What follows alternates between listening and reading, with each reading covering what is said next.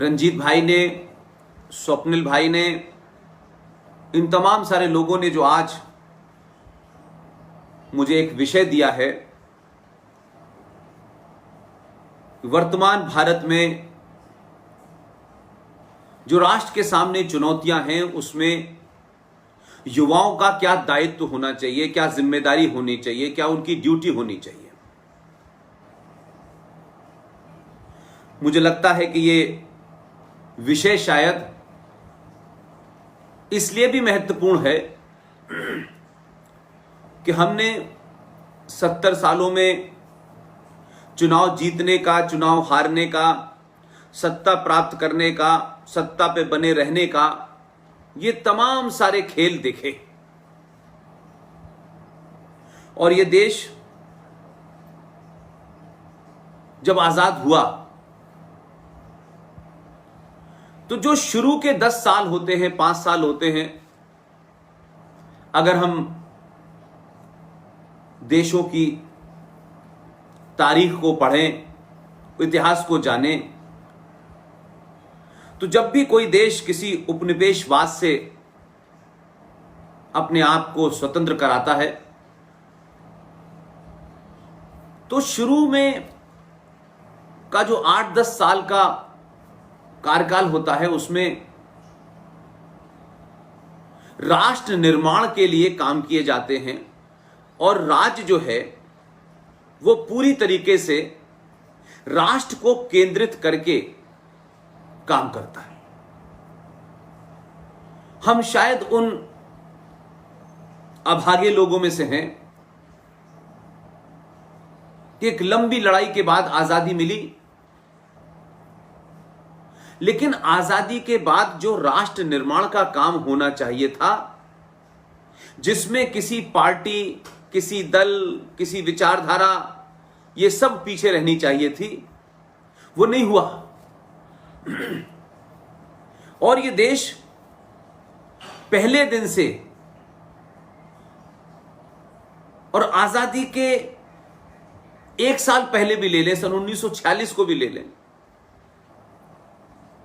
तो ये देश लगातार चुनाव जीतने हारने, चुनाव के साथ में जो आपकी मजबूरियां होती हैं, जो आपकी बंधन होते हैं, चुनाव जीतने के जो गणित होते हैं, आप इस मुल्क की आजादी से पहले ही उसमें शामिल हो गए। और हमारे लिए तो ये बात और भी तकलीफ दे इसलिए है कि हम आजादी नहीं हुए, एक सीधे तौर पर आजाद देश बनते तो भी शायद ये चुनावी लड़ाई शुरू होती तो भी हमारा नुकसान नहीं होता। लेकिन एक देश अपने आजादी से पहले ही विचारधाराओं के क्लैश में फंसा हो,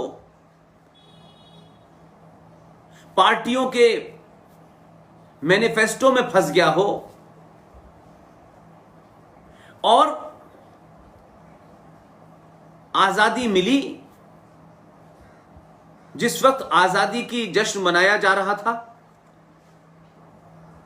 और इस आजादी को लेकर के देश भर में एक आर्टिफिशियल माहौल बनाया जा रहा था।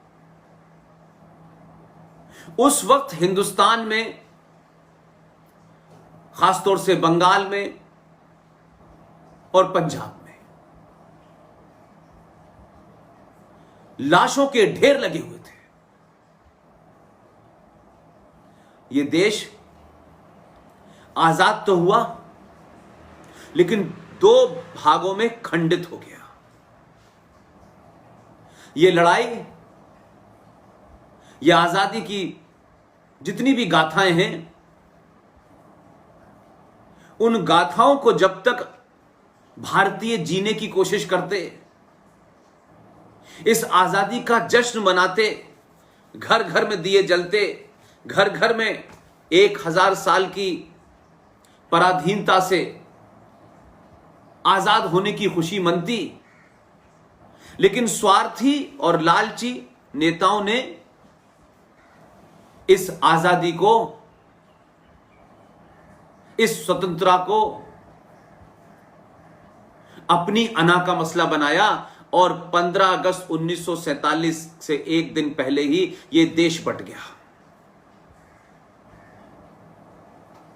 और लाखों लोग मारे गए। या नहीं, 15 अगस्त को जिस वक्त देश के विजनरी प्रधानमंत्री, जिनको आजादी मिलने से पहले ही अंग्रेजों ने ट्रांसफर ऑफ पावर के तहत अपॉइंट कर दिया था, नॉमिनेट कर दिया था, सत्ता पे बैठने की जल्दबाजी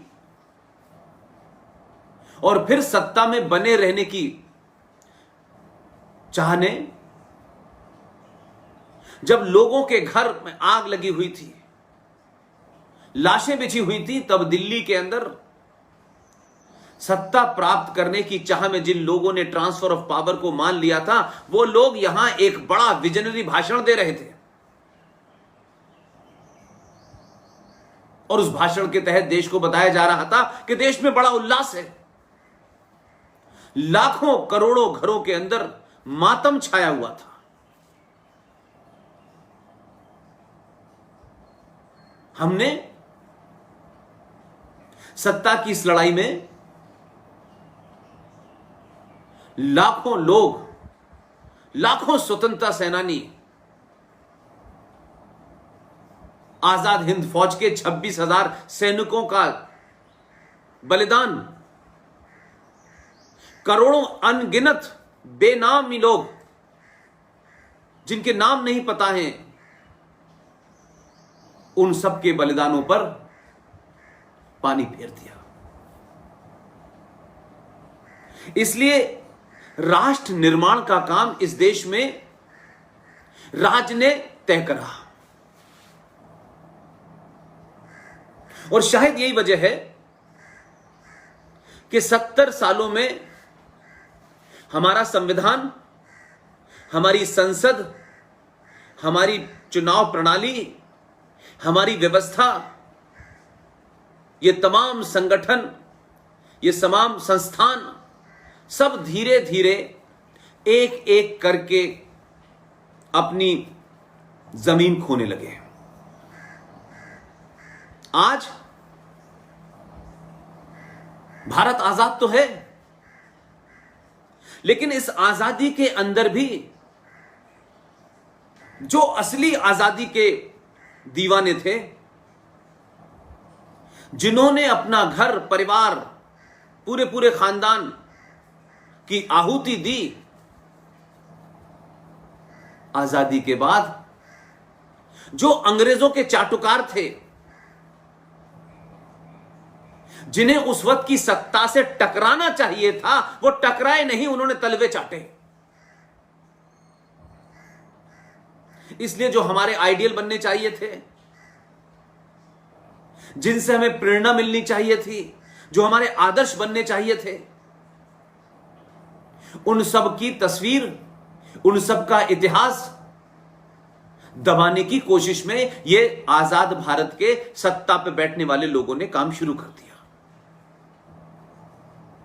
दिखाने को तो बहुत कहा गया कि बड़े दिल के लोग हैं, लेकिन जब बौने लोग बड़े होने की कोशिश करते हैं तो वो अपने इतिहास को बताने के लिए असली इतिहास को दबा देते हैं। और 1000 साल की गुलामी की वजह से जनमानस हताशा में और निराशा में था। जिस मकसद के लिए आजादी ली गई थी, उस मकसद का पहले दिन ही यह मकसद डिफीट होता नजर आया और राज्य और राष्ट्र के बीच की दूरी इस तरीके से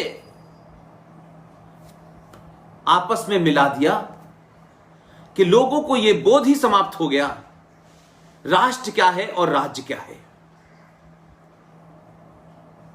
राष्ट्र की आकांक्षा क्या है, अपेक्षाएं क्या हैं, उसके एम्बिशंस क्या हैं, उसकी प्रेरणाएं क्या हैं, उसके मूल्य क्या हैं, उनके सरोकार क्या है, उनकी संस्कृति क्या है, उनका इतिहास क्या है, इस राष्ट्र को नहीं बताया गया। क्योंकि राज्य ने राष्ट्र को ही सब कुछ समझ करके राष्ट्र की अवहेलना की।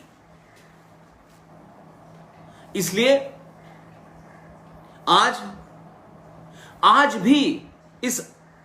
तथाकथित आजादी और तमाम विचारधाराओं की सरकारों के बावजूद भी आज भी यह देश अपनी पहचान के लिए 70 सालों से लड़ रहा है। और आप ट्रेजेडी देखिए कि हम अपनी पहचान को भूल करके एक ऐसी संस्कृति को, एक ऐसे इतिहास को जो हमारे गौरवशाली हजारों साल की सभ्यता को, संस्कारों को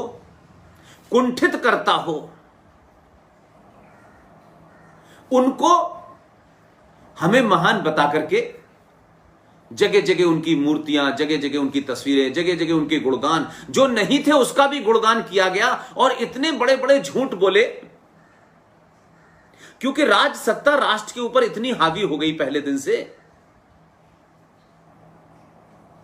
जिसके कारण